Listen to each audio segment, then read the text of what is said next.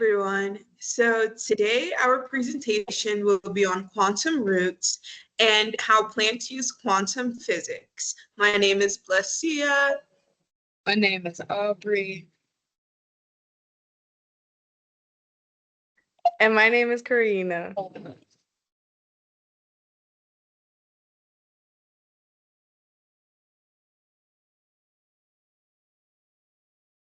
So, a quick overview of our presentation.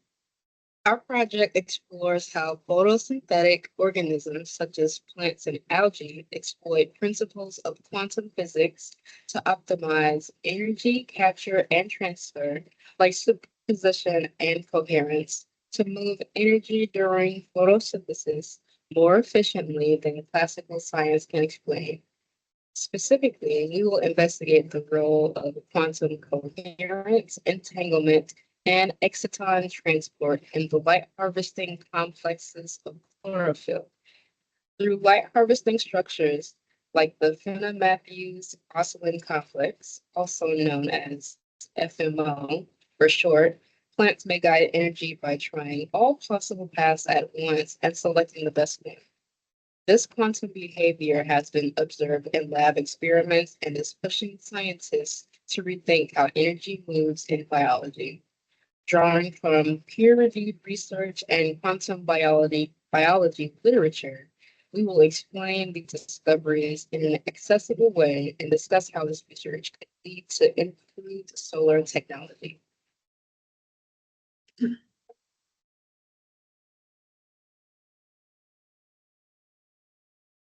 Aubrey did a great job of explaining the overview. So we're going to backtrack and we're going to start from the beginning. So, what is photosynthesis? Photosynthesis is the process that allows plants to feed themselves and indirectly feed us too. It begins when sunlight is captured by chloroplasts in plant cells. Inside the chloroplast, solar energy is used to split water molecules into hydrogen and oxygen. The oxygen is released into the atmosphere, and then the hydrogen then combines with carbon dioxide to create glucose, also known as sugar, which the plant uses for energy and growth. So, in sum, plants have a chloroplast, thus where the sun is captured, split into two, one being oxygen and the other being energy. And the oxygen is released into the air, and then the energy is turned into carbon dioxide and then sugar. So many will ask, well, why is photosynthesis important? So let me start by explaining why photosynthesis matters in the first place. Without it, life as we know it wouldn't exist. So this process doesn't just provide food, it also keeps our climate in check. Plants absorb carbon dioxide, which is a major greenhouse gas, helping to stabilize Earth's atmosphere. Without photosynthesis, CO2 levels would skyrocket and the planet's climate would spiral out of control. So photosynthesis isn't just some basic chemical process. It's deeply influenced by environmental conditions like mineral availability, temperature, and water levels. If any of these are off, photosynthesis becomes less efficient, and that impacts the entire food chain, including us humans. So it doesn't stop at just feeding the plant. All the food we eat, whether it's fruits, vegetables, or animals, ultimately tracks back to photosynthesis.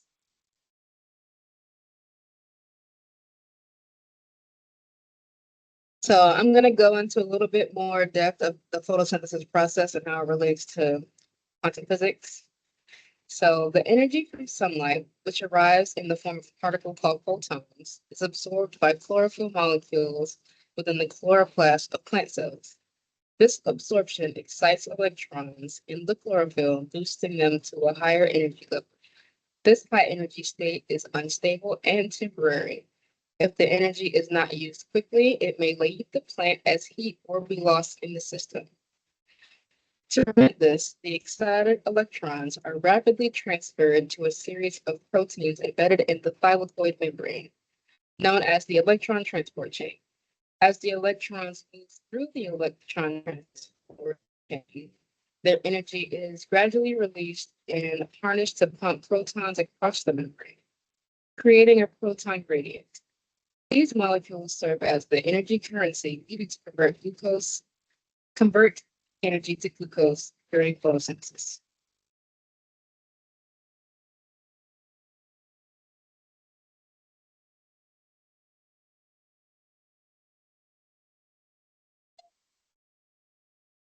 Okay, so what is quantum physics? Let's break it down. Before we dive into how plants use it, as my colleagues did a great job explaining what photosynthesis is and how plants relate to it and what it is, um, at its core, quantum physics is the science of incredibly small, like atoms and subatomic particles.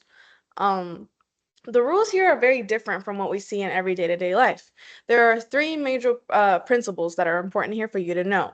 There's superposition, where particles can exist in multiple states at once. Imagine flipping a coin and it's both heads and tails until you look at it. You have to explore it. And then there's entanglement, when two particles become linked, so that when this happens, their instantly affects the other. No matter how far they are directly correlated. And then there's quantum coherence. This is a key for plants. It allows particles or energy to behave like a wave or explore many different pathways all at once. In classical physics, something like an energy packet would try one path and then another. But with coherence, it can try all of them simultaneously and choose the fastest one. It's very, very efficient. This strange but powerful behavior helps solve a real world problem inside of plants: how to move light energy efficiently before it gets lost.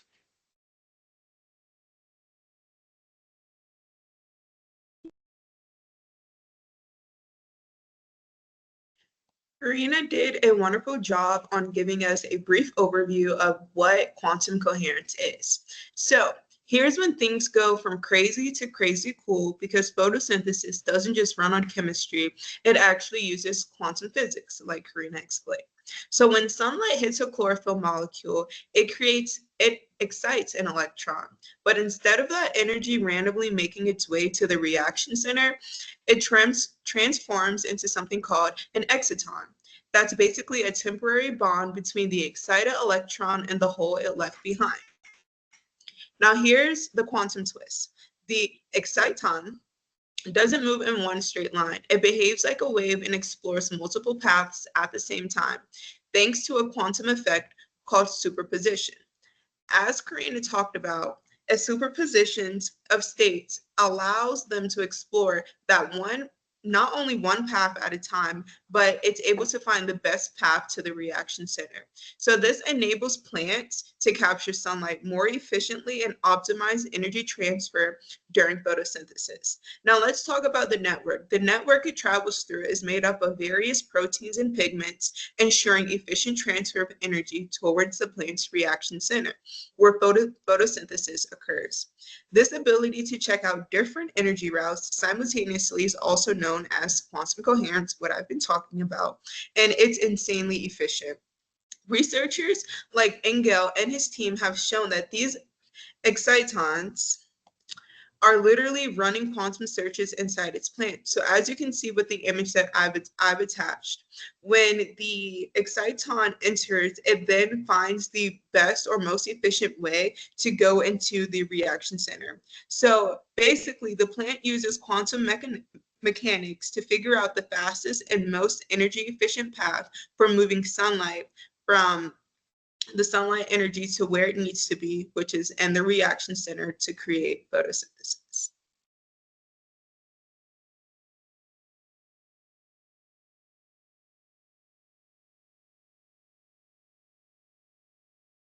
You're on mute. Oh, so I got you. Thank you. So next we're going to talk about the FMO complex, which Aubrey did a great job explaining in our overview.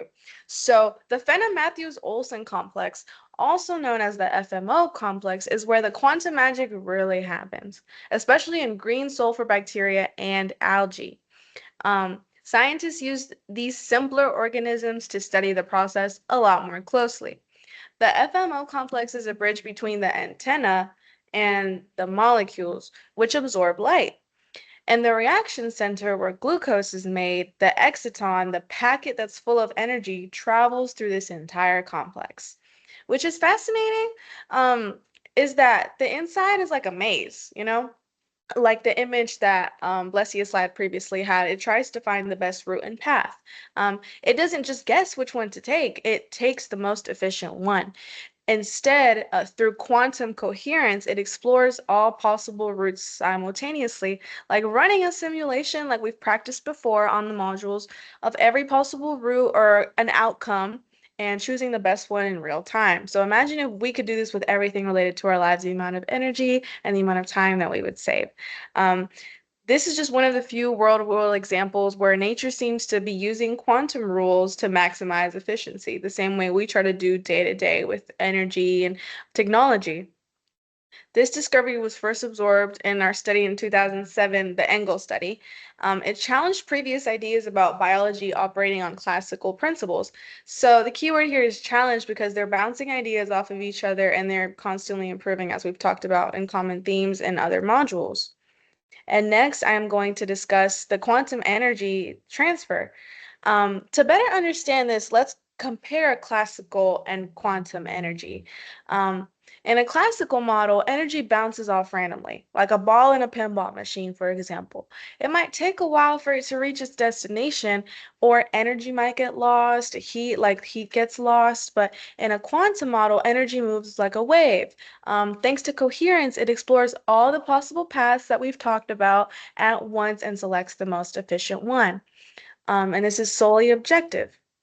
This is called a quantum walk. It's funny, even though it's the most fast and efficient way, it's still a walk.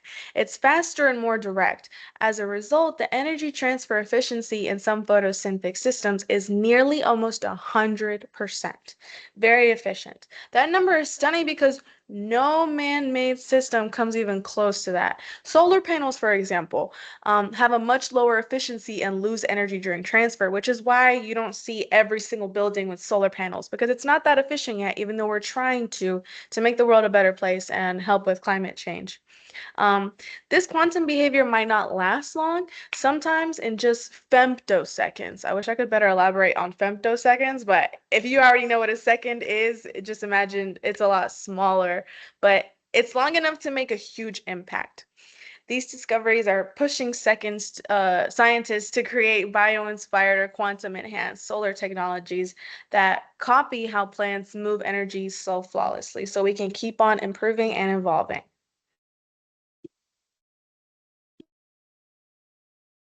So what makes photosynthesis quantum? Karina and Blessia have done a great job giving us a huge overview pretty much of what makes photosynthesis quantum, and this slide is pretty much a summary of all of their ideas put together. Plants transfer energy with nearly 100% efficiency, just like Karina said, which can't be explained by basic physics, but does follow the rules of quantum coherence, which Blessia expanded upon. Because the energy moves like a wave, exploring all possible paths at once, this allows the energy to find the fastest route. And in relation to real life, scientists are trying to build quantum-inspired solar panels that replicate the efficiency of plant energy transfer.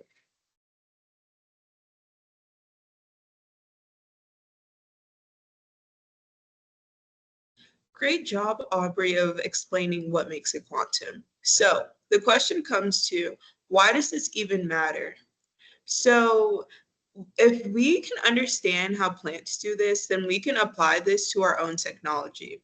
And let me give you a couple of examples. First, it can create better solar panels, excuse me. So imagine solar panels that work like leaves. We could build solar cells that transfer energy with way less waste by mimicking exciton behavior and quantum coherence. So pretty much this will inform the development of solar technologies that maximize light absorption and energy transfer by utilizing exciton dynamics similar to those in plants. Secondly, this could improve how we design energy storage systems, the kind that are cleaner, smarter, and more efficient, just like the way plants manage their energy. Excuse me. So going back to the energy storage systems, the systems that can achieve greater efficiency can then capture the energy and storage, taking cues from molecular processes involved in photosynthesis. And third, this ties into the future of computing.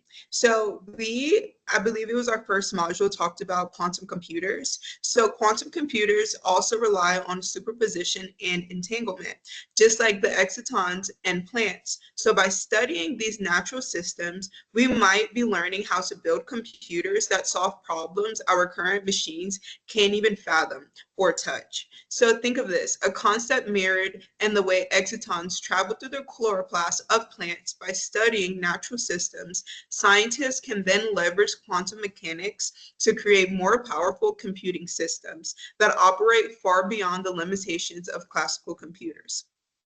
So nature has already figured out how to do this. We just have to play catch up. So yes, photosynthesis isn't just a biology topic, it's a window into the quantum world and a blueprint for futuristic technology. It also it also helps by feeding us, it powers the planet, it balances out our air, and now it might even help us to build the next generation of clean energy and computers.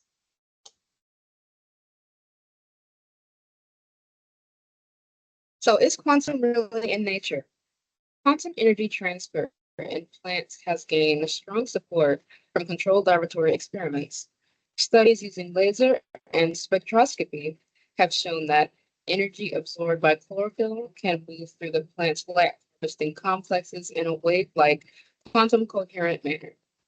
This suggests that plants use quantum mechanics to transfer energy more efficiently than classical physics would predict. However, while these results are groundbreaking, replicating these effects in a more natural or variable condition is still ongoing. Scientists are continuing to investigate how consistent and widespread these quantum effects are in living systems. Beyond plants, researchers are exploring the possibility that migratory birds use quantum magnetism to navigate. This theory suggests that entangled electrons in specialized proteins in a bird's eye may be sensitive to the Earth's magnetic field, allowing them to see magnetic direction. Although the idea is still under investigation, some studies have shown behaviors consistent with this hypothesis. Overall, the search for quantum behavior in biological systems is active and continuing to grow.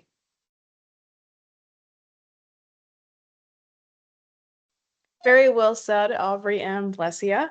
Let's recap what we've learned. Photosynthesis, as Blessia said, is not just a biological or chemical process.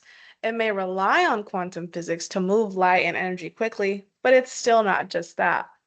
Plants use quantum coherence to guide energy through their molecular structures with near perfect efficiency.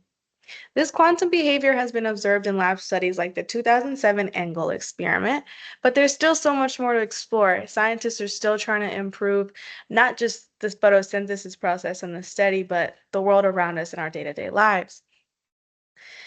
Scientists are trying to rethink what is possible, not just in biology, but in energy science, solar technology, and even quantum computing and technology. So I want to leave y'all off with one question. Feel free to put it in the chat, and we are so excited to get back to y'all. What else in nature could be using quantum physics around us, and we maybe don't know it or haven't thought about it? So thank y'all so much for watching and tuning in. Thank you so Thank much, you. Bessie.